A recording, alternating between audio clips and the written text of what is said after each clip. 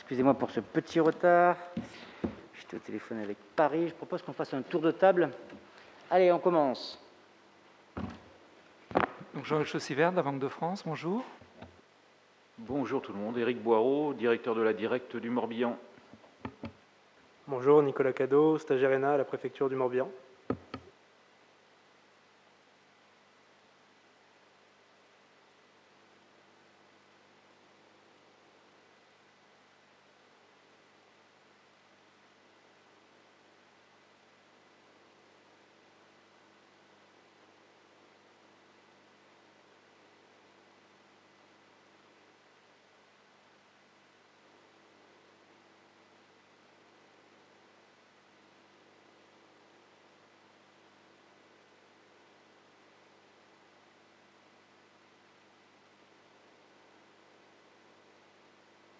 Très bien. Donc, n'oubliez pas d'ouvrir les micros quand vous parlez.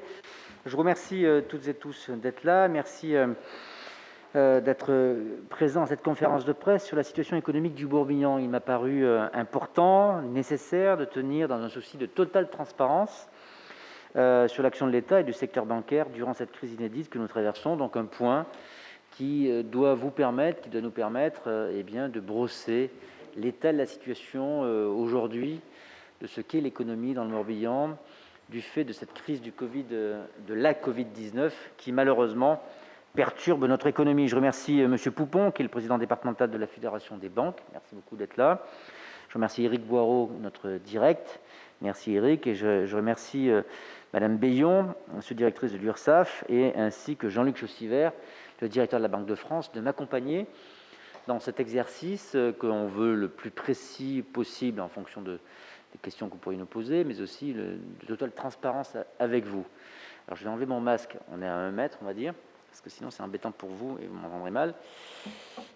Comme disait Talleyrand, quand je m'examine, je m'inquiète, quand je me compare, je me rassure.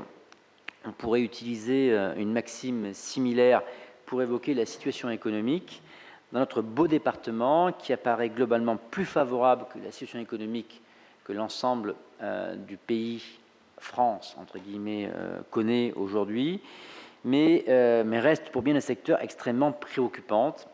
Je pense bien sûr à l'industrie, du tourisme, de l'hôtellerie, de la restauration, de l'événementiel, qui sont directement affectés par les mesures sanitaires prises aujourd'hui.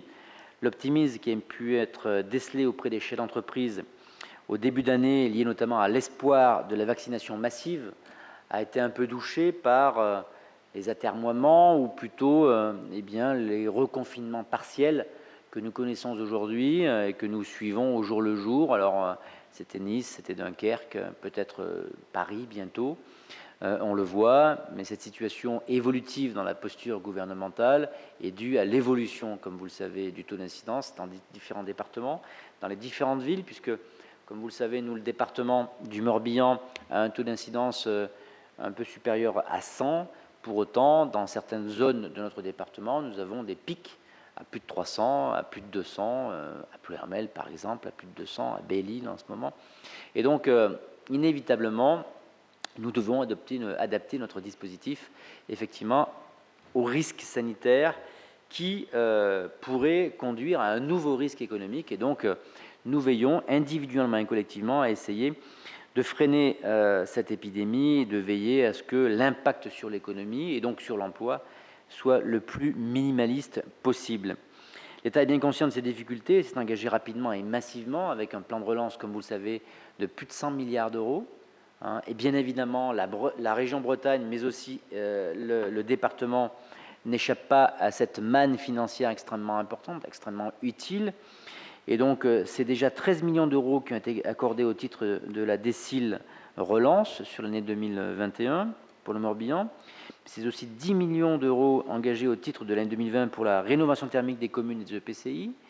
C'est plus de 35 millions d'euros qui ont été consentis dans le cadre du plan de réhabilitation thermique, notamment des bâtiments de l'État.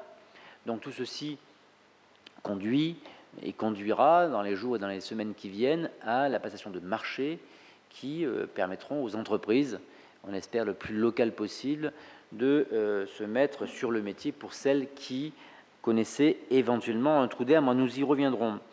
Sur le volet cohésion sociale, parce que souvent on oublie qu'évidemment il y a des gens qui souffrent, et ceux qui étaient déjà très fragiles le sont encore plus aujourd'hui, mais c'est plus de 11,5 millions d'euros qui ont été mobilisés dans le 56, dans le cadre du plan par exemple Un jeune, une solution, mais Éric Boireau y reviendra tout à l'heure, qui prévoit par exemple le doublement du nombre de bénéficiaires de la garantie jeune, de 700 à 1300 d'ici la fin de l'année.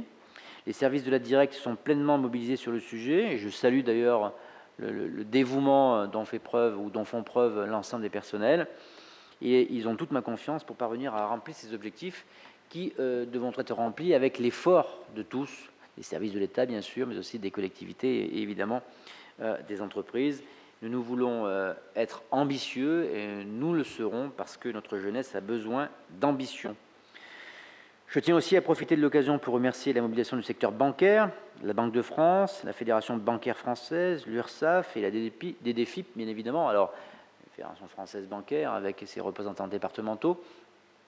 Le réseau bancaire, les banques en général, ont eu un satisfecit très majoritairement salué au niveau national. Je le dis parce qu'en 2008, ce n'était pas le cas. Bien au contraire, ils étaient vilipendés, montrés du doigt. Et aujourd'hui, le réseau bancaire a su faire preuve d'une mobilisation de tous les instants, à nos côtés, aux côtés des services de l'État, du gouvernement, avec le PGE notamment, aux côtés des entreprises, bien évidemment, et des particuliers, même si, je pense que M. Poupon nous en parlera tout à l'heure, on connaît ça et là des baisses d'activité, notamment chez les particuliers, mais nous y reviendrons.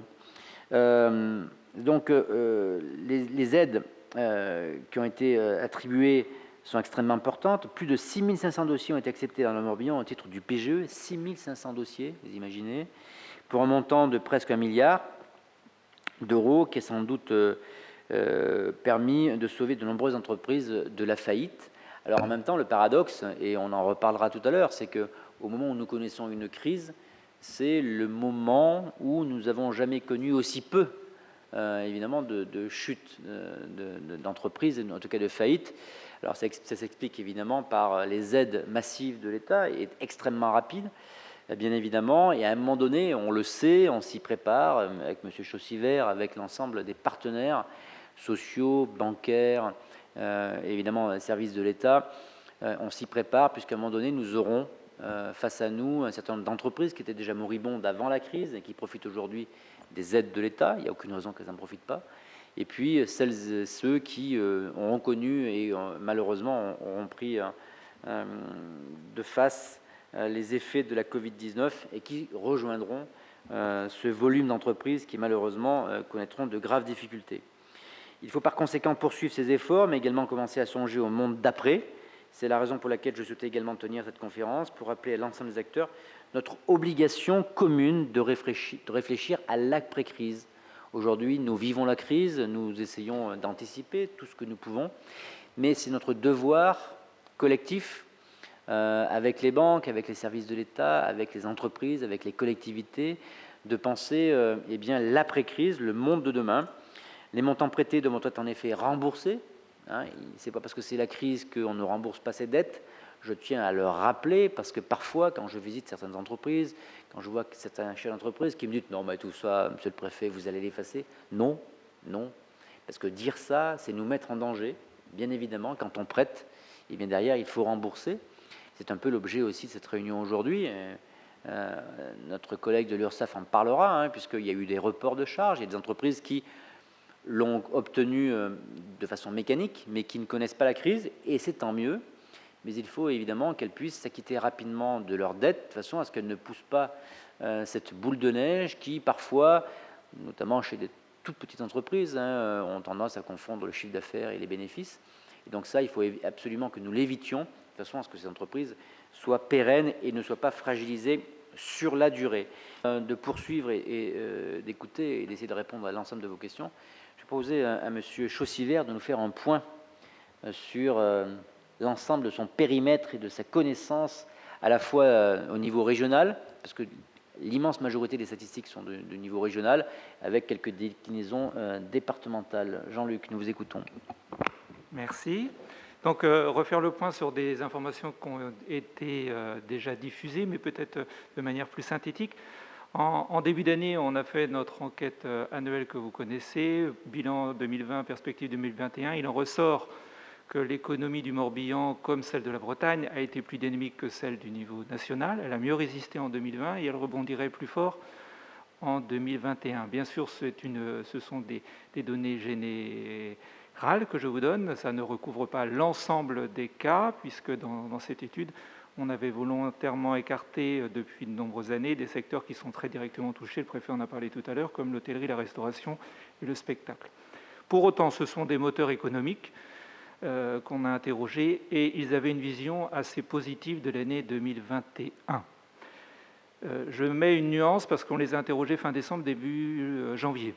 À cette période, vous étiez, comme nous tous, assez optimiste puisque les vaccins arrivaient et on voyait se profiler assez rapidement la fin de cette période difficile qu'on traverse.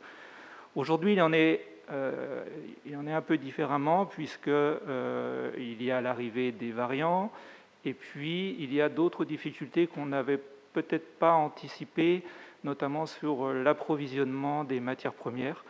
Ce qui fait que là où beaucoup d'entreprises, notamment dans l'industrie, avaient un taux d'activité qui dépassait les 90% d'un mois normal en octobre-novembre 2020, aujourd'hui, ces mêmes entreprises sont plutôt autour de 90%, c'est-à-dire quelques points de moins par rapport à octobre-novembre. Donc une sorte de stabilité avec une légère baisse. Pour autant, ça reste quand même très satisfaisant au regard des difficultés que nous avons traversées. L'ensemble des acteurs économiques ont aidé à cette situation. Les banquiers, comme l'a dit Monsieur le Préfet, également, en distribuant largement le crédit. Monsieur Poupon en reparlera tout à l'heure. Pour les quelques cas qui n'ont pas obtenu, les quelques cas de chefs d'entreprise qui ont demandé un PGE, qui n'en ont pas obtenu, ils ont largement été orientés vers la médiation du crédit, notamment dans ces points hebdomadaires que vous avez organisés, Monsieur le Préfet, pour informer la communauté des représentants des chefs d'entreprise. Et en Morbihan, les chefs d'entreprise qui sont venus nous solliciter via la médiation ont obtenu une solution à leurs difficultés avec les partenaires bancaires pour presque 60% des cas, ce qui est un peu plus que la moyenne nationale et ce qui est quand même assez satisfaisant également. Alors on retravaillera avec la médiation du crédit si jamais on était activé. L'accord national a été renouvelé pour 4 ans avec les partenaires bancaires et avec les représentants du gouvernement. Aujourd'hui, le flux est assez faible de demandes de médiation du crédit, donc c'est plutôt un point positif. On a toujours quand même un flux de situations naturellement assez dégradées, mais pour lesquelles on travaille avec le secteur bancaire pour essayer de trouver des solutions malgré tout. On travaille aussi également avec les représentants de l'État et de la DDFIP qui sont de plus en plus actifs aussi auprès des entreprises pour apporter des fonds. Voilà ce que je pouvais vous dire sur la situation économique et sur l'état qu'on peut observer, nous, à la Banque de France. Merci beaucoup, Monsieur le Directeur, cher Jean-Luc. Je passe la parole à Monsieur Poupon pour le réseau bancaire.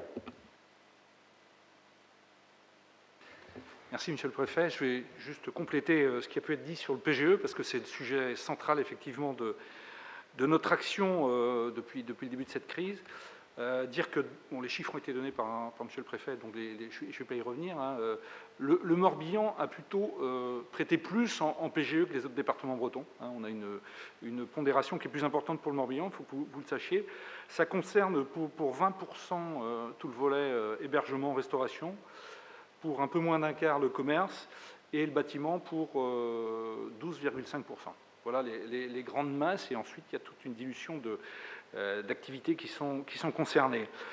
Donc ça a été mis en place, et la période actuelle est consacrée donc, par nos équipes bancaires à échanger avec les souscripteurs de PGE pour la mise en place de l'amortissement. Alors vous savez, ça ne vous a pas échappé qu'au terme de cette année, il y a une seconde année de différé qui a été, qui a été proposée dans une enveloppe globale de 6 années maximales. Et je crois que ça, il faut bien l'expliquer. Donc la première année constituait une année de différé totale. La seconde année constitue une année de différé de capital. Il y a une vraie différence entre cette première année de différé et la seconde. Et ensuite, ces 2 années peuvent être englobés dans un total de 6 années maximales. Je crois que c'est important, puisque aujourd'hui, les chefs d'entreprise qui ont emprunté, pour 30% d'entre eux, ils n'ont pas touché au PGE, c'est à peu près les stats que l'on a. Pour 60% d'entre eux, ils n'ont touché que la moitié du PGE, ils ont laissé le reste en trésorerie, et ils sont amenés à prendre des décisions, une décision qui va les engager sur du moyen terme. Là. Et donc, pour les accompagner dans cette décision, il faut un peu les aider. Et on voit bien qu'ils ont du mal à décider, et le driver aujourd'hui de décision, c'est quand même la crise sanitaire. On voit bien qu'ils se disent, tout ça n'est pas terminé, donc on a du mal à se décider, y compris ceux qui ont de la trésorerie de côté. Ils préfèrent prendre l'année de différé supplémentaire, sachant que celle-là, elle est payante, pour être clair. Elle est payante en intérêt et elle est payante en garantie de l'État, puisque les banques ont fait l'avance de la garantie de l'État, et aujourd'hui, il s'agit de la rembourser à BPI et de la lisser et de la faire supporter aux emprunteurs. Donc techniquement, il y a quelques explications à donner. Donc on rentre dans cette phase de pédagogie, on a pris contact avec les premiers souscripteurs et on va faire ça pendant, je dirais, toute l'année, sachant que c'est surtout au deuxième trimestre qu'il va y avoir le plus d'impact sur les souscriptions. Voilà sur ce volet PGE qui est important. On continue à en distribuer un petit peu, mais c'est marginal par rapport au stock de départ. Deuxième volet, Monsieur le Préfet et Jean-Luc Chaussiver en ont parlé, c'est le volet économique. Effectivement, l'année 2020 a été une année de croissance de crédit, de développement du crédit sur le département. Globalement, plus 7,3% de distribution de crédit. Sur l'immobilier, qui est un sujet important pour le département, qui a plutôt bien fonctionné en 2020, c'est plus 7%. Et sur les entreprises, c'est plus 9%. Donc voilà des données qui mettent en évidence ce qui s'est passé en 2020, avec un marché de l'immobilier, de la transaction très actif. Donc les prévisions qu'on a en début 2021 sont un peu moins optimistes, je dirais. Il faut toujours un peu de recul pour mesurer ce qui se passe sur l'immobilier, sur la transaction. Mais les intentions de souscrire un crédit immobilier sont moins importantes. Je dirais que le sujet qui a été le plus concerné par une réduction en 2020, et on retrouve ça sur les 2 premiers mois de 2021, c'est le crédit à la consommation. C'est la consommation au sens large. Vous avez d'un côté des gens qui ont continué à consommer, à souscrire des crédits à la consommation, mais il y a une autre partie des gens qui se sont mis à épargner. Vous avez vu les taux d'épargne qui ont été éloquents sur 2020. Ça continue. Donc on a vraiment des interrogations là, qui font qu'un certain nombre de Français, de Morbihanais, consomment moins. C'est surtout vrai pour les crédits sur le lieu de vente. C'est le principal recul depuis plus d'une dizaine d'années sur le crédit à la consommation que l'on rencontre là. Crédit sur le lieu de vente, forcément, puisque il y avait des commerces qui n'étaient pas ouverts, etc. Voilà donc ce que je peux vous dire sur les grandes données. Donc en tout cas, je représente les établissements bancaires, effectivement, et avec mes collègues, on est tout à fait déterminés à accompagner, à bien accompagner toutes les entreprises, tous les professionnels qui ont souscrit du PGE, pour les mettre dans les meilleures situations pour le monde d'après, et puis pour bien rebondir. C'est-à-dire que la préconisation, c'est quand même pas de garder tout ça en trésorerie si on n'a pas besoin de cette trésorerie. Si on arrive à passer cette crise sanitaire sans consommer le PGE, il vaut mieux le rembourser. C'est la préconisation que l'on fera. Après, il existe un certain nombre d'outils pour continuer les financements d'investissement, etc. Il n'y a pas de problème. Essayer de rassurer tous les entrepreneurs et aussi tous ceux qui peuvent les conseiller, parce que c'est important qu'on porte tous un peu le même message. Je dirais que ce prêt-là, il a été fait pour traverser la crise. Espérons qu'on voit le bout du tunnel. Et en tout cas, notre message, ce sera de rembourser si. Merci beaucoup pour ces éléments. Je vais passer la parole à Éric Boireau, le direct, avant de passer la parole à notre collègue de l'URSSAF, pour nous parler un peu d'emploi et de l'aide apportée par l'État à l'ensemble des entreprises et employeurs. Éric. Merci, Monsieur le Préfet. Un point un peu sur la situation de l'emploi, sachant que dans cette période un peu compliquée, les données que l'on a sont souvent en trompe-l'œil, puisqu'on doit faire face toujours aux effets du confinement, du couvre-feu, et puis aussi des fermetures administratives. Donc on a toujours des données chiffrées de l'emploi qui sont toujours un petit peu compliquées à suivre. Bon, les dernières données que l'on a sur le taux de chômage aujourd'hui dans le Morbihan, il est de 7,7. C'était celui du troisième trimestre 2020. Il avait vu en fait une hausse relativement importante, puisque sur le deuxième trimestre, on était à 6,5, ce qui était le taux le plus bas que l'on avait eu depuis le début des statistiques sur le chômage, soit 1996.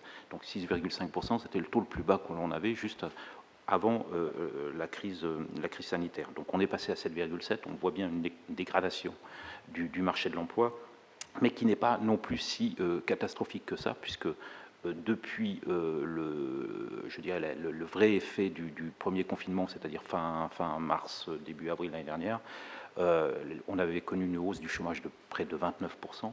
Et aujourd'hui, quand on fait rétrospectivement un examen des chiffres, on a une augmentation de 7,4%. Donc on a comblé, en un an, on a comblé 22% de chute par rapport aux données emploi. Et il faut bien savoir que ces données sont quand même à prendre, je dirais, avec une extrême précaution, puisqu'on a des variations quand même d'un mois sur l'autre qui sont quelquefois assez conséquentes. Alors on suit particulièrement avec attention le chômage des jeunes.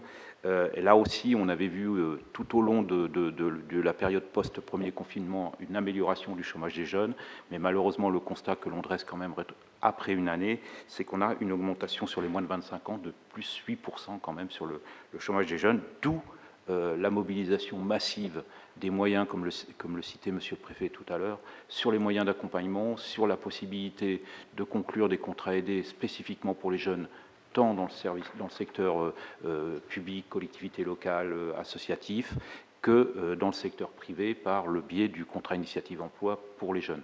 Et aussi le doublement de toutes les mesures d'accompagnement pour éviter au maximum aux jeunes qui sont en difficulté de basculer dans la précarité, donc avec des mesures d'accompagnement spécifiques dont sont dotées les missions locales, qui vont permettre d'accompagner près de 1300 jeunes sur le département, alors qu'auparavant, en situation, je dirais, normale, nous étions sur un accompagnement de 600 jeunes. Donc vous voyez, on double les mesures d'accompagnement sur les jeunes. Ce que je voulais ajouter également, c'est que cette situation, je dirais, de l'emploi qui ne s'est pas dégradée de manière significative, même si elle est importante, c'est essentiellement dû au soutien massif sur le chômage partiel. C'est 15 000 entreprises qui ont utilisé le chômage partiel sur le département. C'est 122 000 salariés qui ont été, à un moment donné, dans l'année 2020, placés en situation de chômage partiel, alors qu'en période normale, on oscillait entre 800 et 2000 salariés au grand maximum. Donc ça a été 18 millions d'heures de placés pour les salariés ou également sur ce dispositif, pour un total mobilisé dans le département de 179 millions d'euros. Donc vous voyez une somme plus que conséquente. Ce que je voulais ajouter également, c'est que, bien sûr, sur tous les secteurs dits protégés aujourd'hui qui sont en fermeture administrative, le soutien de l'État va perdurer. Il devait cesser au 31 mars, il continuera. Il y aura aujourd'hui prise en charge totale du chômage partiel, donc à coût zéro pour toutes les entreprises qui sont en situation de fermeture administrative, avec maintien de l'aide de l'État totale. Donc, et aussi signaler, et une mesure qui commence aussi à prendre son envol et qui commence à bien marcher, c'est ce qu'on appelle l'activité partielle de longue durée pour les entreprises qui ont une activité mais qui voient celle-ci relativement touchée par les effets de la crise sanitaire et qui ont un carnet de commandes sans beaucoup de visibilité. Donc elles vont pouvoir avoir recours à cette mesure d'activité partielle de longue durée en concluant un accord avec leurs salariés et qui va leur permettre d'étaler l'activité avec des à-coups de production et des moments de moindre production, avec également une participation supérieure de l'État pour le financement de la prise en charge du chômage partiel. Voilà ce que je voulais vous dire. Monsieur le Préfet en a parlé sur les défaillances d'entreprises. L'année 2020 est là également une année significative dans le sens où on n'a jamais vu aussi peu de défaillances d'entreprises dans le département. On est à 420 situations difficile, ce qui fait une baisse de près de 27%. Donc vous voyez, c'est quand même significatif. C'est aussi là l'effet du soutien massif de l'État sur les trésoreries et l'appui apporté aux entreprises. Merci beaucoup, Éric. Madame Bayon, pour l'URSSAF. Merci, Monsieur le Préfet. Alors, les mesures d'accompagnement déployées par les URSSAF sont assez massives. Pour y retrouver un petit peu de la lisibilité, un site d'information a été créé, je vous en donne l'adresse, www.mesures-au-covid-19.ursaf.fr. Alors, toutes les mesures par catégorie de public qui sont détaillées, avec les conditions d'éligibilité qui y sont attachées. Le site présente également une page d'actualité et une foire aux questions. Donc, c'est un site qui est complet et très ergonomique. Donc, toutes les informations peuvent y être retrouvées assez facilement. Concernant les mesures, justement, il y en a à destination des entreprises et à destination des travailleurs indépendants. Concernant les entreprises du Morbihan, depuis le 15 mars, le montant des reports de cotisations qui ont été effectués pour le Morbihan s'élève à 168 millions d'euros. Au 31 janvier 2021, 32% des entreprises du département bénéficiaient toujours au moins d'une mesure de report. Et pour le secteur de l'hébergement et de la restauration, on est plutôt sur 42,6%. À titre de comparaison, fin mai 2020, c'était quasiment une entreprise sur deux. Donc là, ce sont les effets d'une dynamique positive dans le département, mais aussi le pack d'aide de l'État qui est à l'accompagnement, et puis les partenaires du département qui sont au soutien des entreprises. Concernant les travailleurs indépendants, nous n'avons pas appelé les cotisations pour les échéances de mars à août, ce qui équivaut à un montant reporté de 137,4 millions d'euros. Depuis septembre et jusqu'à fin décembre, nous avons repris le recouvrement, donc sur la base de revenus estimés qui correspondent à la moitié des revenus de l'année dernière. Ça correspond à un report supplémentaire de 62,5 millions d'euros. À côté de ces reports, nous avons un dispositif d'action sociale à destination des travailleurs indépendants. Donc, pour la période de mars à juin 2020, nous avons délivré des aides financières exceptionnelles Covid pour un montant, pour la région de Bretagne, de 1 976 000 euros. À compter de novembre, une aide financière exceptionnelle Covid-2 a été proposée par le Conseil de la protection sociale des travailleurs indépendants. Et au 13 janvier, ce sont 1 839 000 euros qui ont été versés pour la région. Une troisième aide a été décidée par le Conseil de la protection sociale des travailleurs indépendants. Elle est à destination des artisans et commerçants ainsi que de leurs conjoints collaborateurs sur certaines conditions. Je vous les livre quand même. Ce sont être immatriculé avant le 1er janvier 2019, être en activité au 15 mars 2020 et avoir cotisé au régime de retraite complémentaire des indépendants. Et cette aide a été versée à 71 291 artisans et commerçants dans la région pour un montant de 62 millions d'euros. De crise, il existe un dispositif d'action sociale pérenne. Je vais vous citer les trois aides les plus sollicitées. Donc l'accompagnement aux cotisants en difficulté, l'aide au départ à la retraite et l'aide financière exceptionnelle hors Covid pour le coup. Voilà. Merci beaucoup pour tout ça. Je vais attendre un peu les questions avant de conclure, mais vous dire que les éléments que nous vous avons donnés sont plutôt très satisfaisants par rapport aux effets que nous avions imaginés dans un premier temps, les effets de la crise Covid-19, et par rapport à ce qui peut se passer dans d'autres départements métropolitains, bien évidemment. Ces données pondèrent... Pardon, Monsieur le Préfet, il y a un classement qui permet d'étalonner le département? Non, il n'y a pas de classement. Je ne sais pas, Jean-Luc, il y a un classement national pour étalonner, en fait, si nous sommes impactés, très peu impactés, très peu impactés, pas du tout, ou en croissance par rapport aux autres départements français. Je ne crois pas. Disons qu'on a nos différentes statistiques, on les a pour le niveau régional, le niveau national, donc le niveau de distribution du PGE, le niveau des impayés, le niveau de tout ça, effectivement, on a des comparaisons au niveau régional et au niveau national. Je ne sais pas à quoi vous faites référence précisément. Il n'y a pas un top 50. Mais en même temps, heureusement, parce que franchement, on se le dit, les chiffres sont plutôt bons, mais le grand risque, ce serait que les gens se disent, bon, puisque c'est bon, on se démobilise, alors qu'au contraire.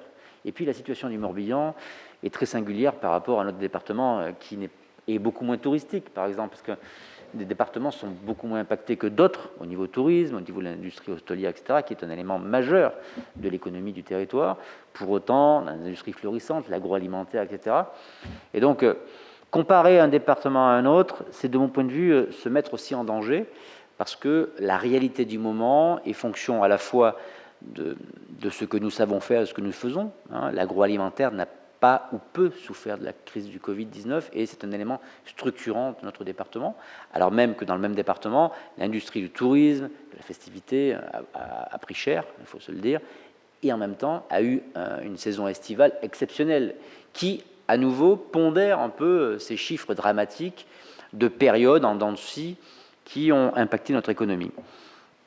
Ensuite, on a mis en place avec les collectivités, avec le monde associatif, avec les banques, avec les entreprises, avec les organisations professionnelles, avec la Banque de France bien évidemment, des systèmes qui permettent, avec la mutualisation du crédit, etc., de prendre en compte bien en amont ces entreprises, ces entrepreneurs, ces PME, TPE qui connaissent des difficultés ou qui sentent qu'ils sont en difficulté. Et c'est extrêmement important pour nous de les accompagner dès le début, parce qu'il faut éviter absolument qu'ils sombrent.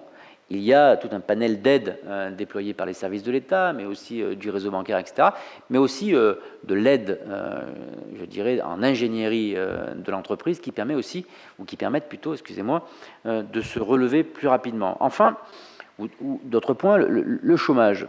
Certes, il est en hausse par rapport à ce que nous avons connu, un chiffre extraordinaire, en dessous de 7%, nous sommes à 7,7%, il faut relativiser ces chiffres, mais ils sont plutôt bons, effectivement, par rapport au niveau national. En même temps, et on se le dit, ce qui provoque la colère de certains entrepreneurs, c'est qu'en même temps, nombre d'entreprises qui veulent embaucher ne trouvent pas d'employés. Et donc là, c'est une autre difficulté. Alors, il y a avec les services de la Directe, avec les services de Pôle emploi, avec les services de la région, des systèmes, des dispositifs qui sont mis en place pour accompagner, pour transformer ou performer un peu celles et ceux qui, aujourd'hui, hésitent, parce que aussi nous connaissons aujourd'hui, à cause ou grâce à la crise du Covid, eh bien, un changement de posture professionnelle. Nombre de personnes disent tiens, je ne suis plus fait pour ça, je veux faire plutôt autre chose. On a vu croître énormément le nombre de créations d'entreprises. Alors, de petites entreprises, mais en tout cas, il y a eu énormément de créations d'entreprises. C'est un paradoxe, on est en pleine crise et le nombre d'entreprises qui se créent est en croissance. Donc, c'est plutôt bon signe, mais c'est aussi un signe que la société évolue. Et donc, avec la Directe, avec l'ensemble des partenaires, je dis Pôle emploi, la région, etc., on essaie, mais aussi les entreprises. Je suis allé visiter 2 entreprises dernièrement qui ont une école de formation au sein de leur entreprise et qui essaient, en adaptant les formations, en essayant d'attirer vers elles de nouvelles compétences, jeunes, moins jeunes ou un peu plus âgés, de façon à ce que justement ces emplois qui s'offrent à eux ou à elles soient pourvus, ce qui malheureusement n'est pas toujours le cas. Ensuite, je le tiens à le souligner, c'est que la crise a mis en évidence la nécessité d'avoir une communauté de travail, une communauté de vue, des services de l'État, des services de la communauté des bancaires, des comptables, etc.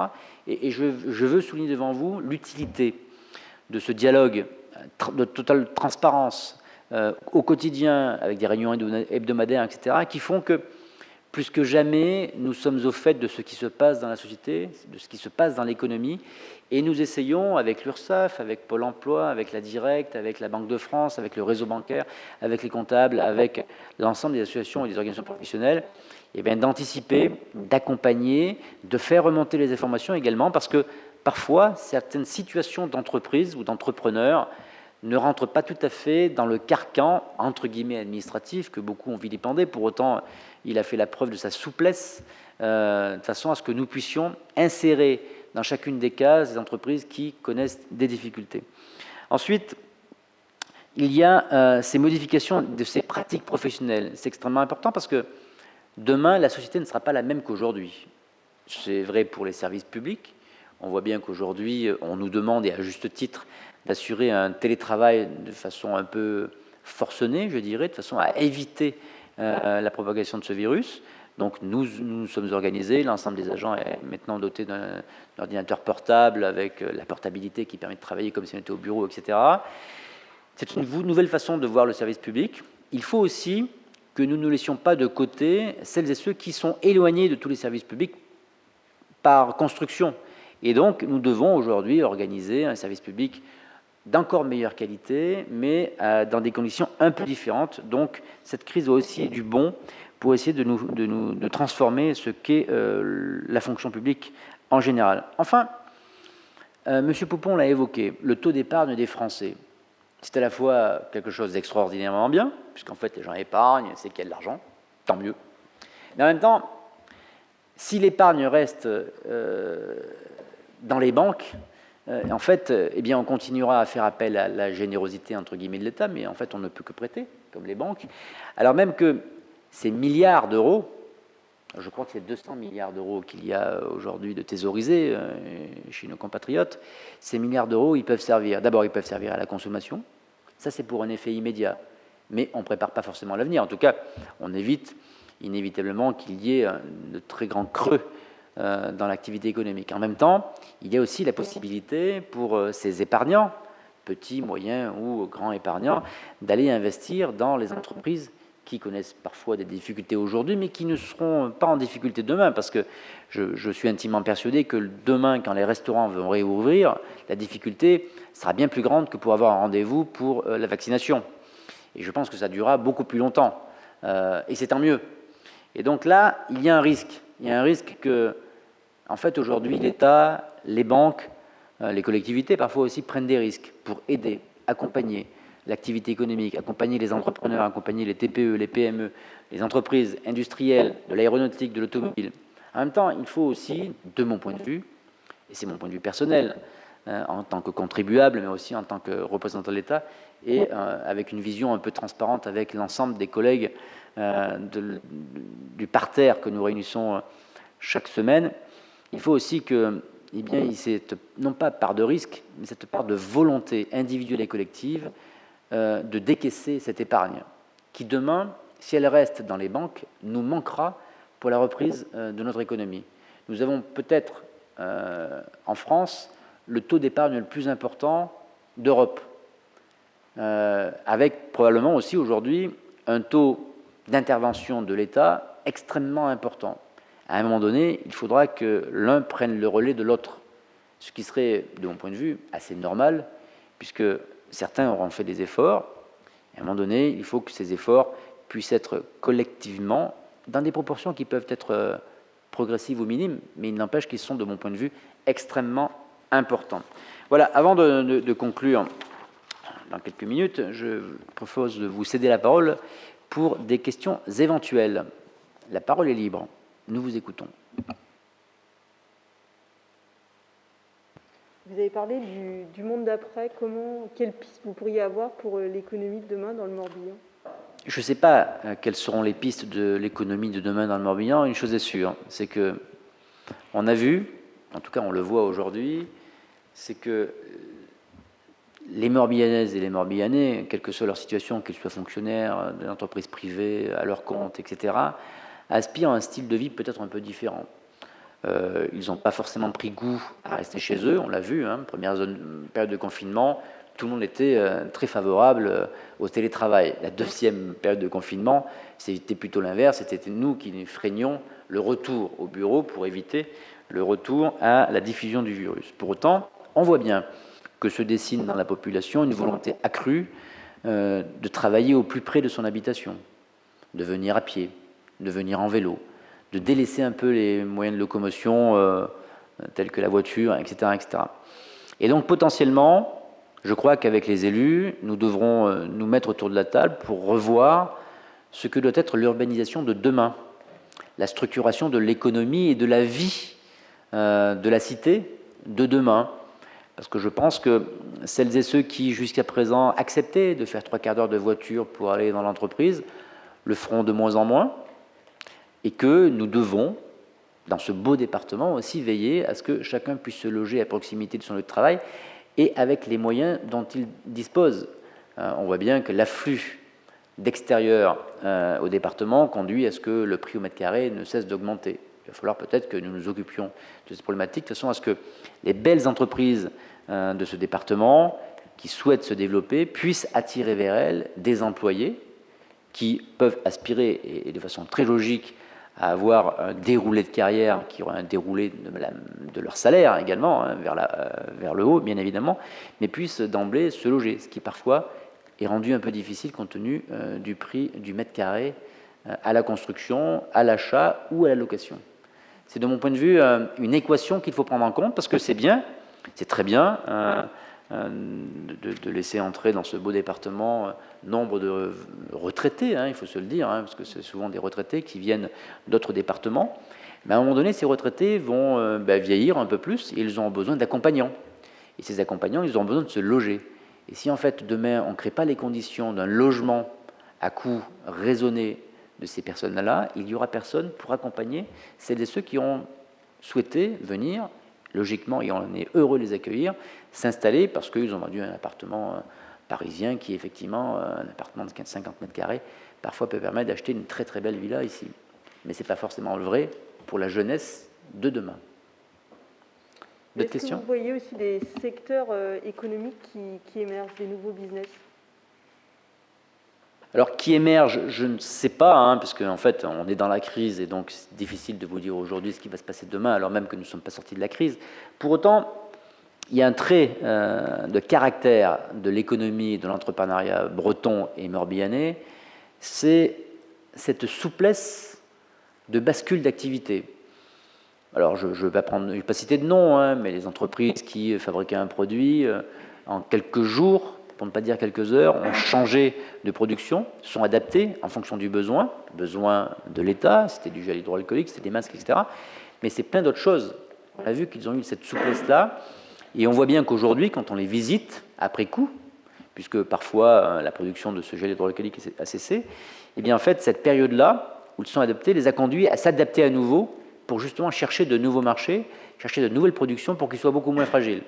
Donc de mon point de vue, cette crise a eu également un effet plutôt bénéfique sur le fait que les entreprises soient de plus en plus à même à changer leur fusil d'épaule et s'adapter aux conditions du marché. Ça, c'est une première chose. Deuxième chose, on voit bien au titre du plan de relance, c'est que l'immense majorité des demandes de subventions au titre des appels à manifestation d'intérêt ou des appels à projets départementaux, régionaux, nationaux, sont là pour moderniser l'outil.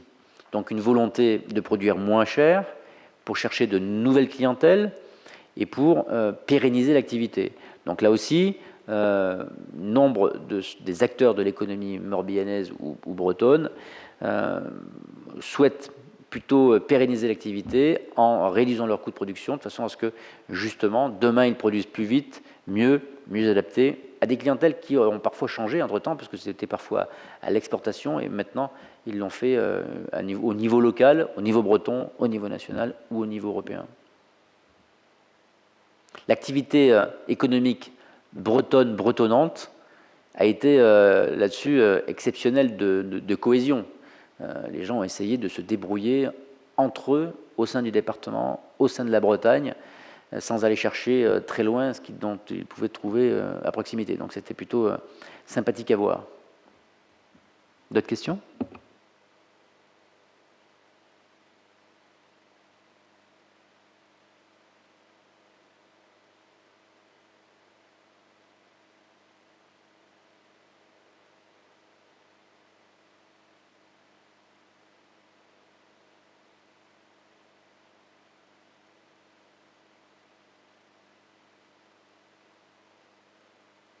Je ne peux pas vous dire, mais je ne sais pas si Jean-Luc ou M. Poupon vont pouvoir vous le confirmer, ou Eric, inévitablement, nous aurons de la casse à l'été, et potentiellement après l'été de façon assez massive, oui. Mais il ne faut pas se faire peur. Ce que je vous disais en préambule, hein, c'est que nombre d'entreprises qui auraient dû fermer avant la crise, parce qu'elles étaient fragiles avant la crise, ont bénéficié, et tant mieux pour elles, d'un abondement, d'un soutien de tous les services de l'État en général, qui ont fait que, eh bien, elles ont traversé la crise. Mais il n'y a aucune raison qu'une activité qui était déjà moribonde avant la crise soit florissante après la crise. Donc celles-là, on les aura perdues. Donc, ce volume, qui n'a aucune raison qu'il soit bien différent de celui qu'on a connu en 2018 ou 2019, nous l'aurons, de façon certaine. Ensuite, va s'ajouter à ce volume celles et ceux qui souffrent. On voit bien aujourd'hui l'habillement. Les périodes de confinement ont conduit à une modification très nette des habitudes ou une accélération de la modification des habitudes. L'achat en ligne, évidemment, ce n'est pas généralisé, en tout cas il s'est accéléré, qui a conduit inévitablement à une fragilisation de ces magasins d'habillement notamment qu'on trouve dans nos centres-villes, dans nos centres-bourgs. Ce qui nous conduit également à réfléchir à ce que doivent être la rénovation de nos centres-villes, nos centres-bourgs, avec des politiques publiques qui sont en train de se mettre en place, bien évidemment, mais que nous allons devoir certainement adapter à cette réalité du moment. Tout comme les commerçants, que je salue, se sont mis autour d'une table, avec notamment le préfet à la retraite, Jean-Paul Kiel, à Lorient, pour ne pas le citer, qui autour de lui réunit très régulièrement les commerçants de façon à imaginer l'avenir d'un nouveau commerce. Parce que ce n'est pas parce qu'on a une boutique qu'on ne peut pas vendre en ligne, bien au contraire. C'est peut-être et sûrement complémentaire. En tout cas, il y a un nouveau commerce, un nouveau service à inventer, à imaginer, mais de façon assez rapide. Parce que les habitudes sont bien prises. Vous n'avez qu'à voir les camionnettes de livraison, il y en a de partout et tout le temps. Et je dirais tant mieux, parce que sinon l'économie marcherait moins bien. Quand les magasins sont fermés, on est très content d'avoir une livraison. Regardez les restaurants, et les restaurants sont fermés. Pour autant, beaucoup travaillent très bien avec des plats à emporter qu'ils font livrer. Et vous voyez des scooters tous les soirs, bien au-delà des 18 heures, livrer des plats. Je dis tant mieux. En même temps, ça nécessite que rapidement, maintenant et tout de suite après la crise, j'espère que la date se rapproche, eh bien, nous modifions nos comportements, nous, et puis que les commerçants modifient leur façon de voir leur métier parce que leur clientèle aura évolué. Ce que nous voyons arriver sur un pas de temps qui était de 5 à 10 ans, eh bien, c'est raccourci à 2 ans ou à 18 mois, voire à 1 année. Ça peut être dramatique pour certains, mais c'est potentiellement l'économie de demain qu'on espérait après-demain, elle est juste pour demain.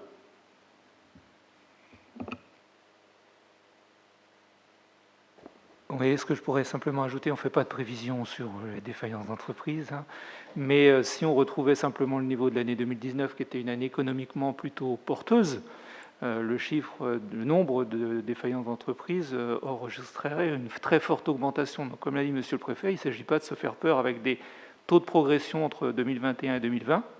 Ça n'aurait aucun sens. Il faudrait comparer 2021 avec 2019 et 2018. Et là, je pense qu'on reviendrait dans des chiffres assez courants. Après, Monsieur le Préfet l'a indiqué aussi, je crois que pour éviter cette situation un peu tendue, une des solutions, c'est l'adaptabilité. Et beaucoup en ont fait preuve en 2020 et continueront en 2021. Et ce qui va directement avec adaptabilité, c'est digitalisation pour la plupart du temps. Parce que la manière de s'adapter à l'évolution de la consommation, souvent, c'est de digitaliser ses moyens de communication et de commercer. Et puis, la manière d'adapter aussi son outil de production assez rapidement avec des évolutions qui sont de plus en plus rapides elles-mêmes, c'est aussi de digitaliser. Donc c'est vrai que c'est pour ça que l'État met l'accent aussi sur l'aide à l'investissement pour la digitalisation. Et le secteur bancaire aussi cherche à financer ces investissements qui sont porteurs pour l'avenir. Je vais juste compléter parce que je pense que c'est le sujet, c'est la transformation du commerce de proximité demain. Aujourd'hui, dans l'offre bancaire de tous les réseaux bancaires, il y a une offre de service click and collect qu'on a mis en place sous l'effet de la crise. On est en capacité de proposer à nos clients qui étaient commerçants traditionnels, et on est tous dans cette situation-là, un service de digitalisation, donc click and collect, très rapide, très performant, qui se met en place. Et je peux vous dire que là, on voit des tendances lourdes se dessiner, et je pense que c'est important pour l'avenir, pour la sortie de crise, c'est fondamental. Ceux qui n'iront pas sont condamnés, inévitablement. Il y a un virage, on est dans le virage, et à la sortie du virage, il faudra être mobilisé et avoir fait ce pas, qui est un pas technologique assez aisé. C'est en fait un pas psychologique qui est à faire, surtout pour certaines générations de commerçants, bien évidemment. Et là, il faudrait qu'on les accompagne, et c'est là que les organisations professionnelles sont attendues, bien évidemment, mais elles travaillent beaucoup aujourd'hui, elles travaillent encore plus demain sur ces sujets-là, c'est extrêmement important. D'autres questions? Et s'il n'y a plus de questions, je vais vous remercier. Merci beaucoup à vous, et merci M. Poupon. Merci Jean-Luc, Éric, et à vous aussi. Merci beaucoup de nous avoir rejoints, et merci à notre stagiaire de l'ENA d'avoir préparé le dossier. Merci beaucoup.